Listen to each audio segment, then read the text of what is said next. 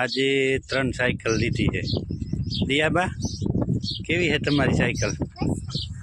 એમ તમારી દીગીબા સારી? ક્યાંથી લીધી? કોણ કોણ ગયા હતા?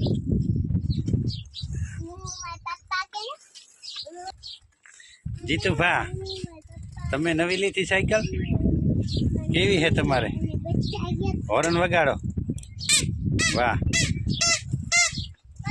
હવે દીગી તું હોર્ન વગાડ। હા મસ્ત છે। જો આ દિયાબાની 3 સાયકલો આવી ગઈ આજ નવી નવી।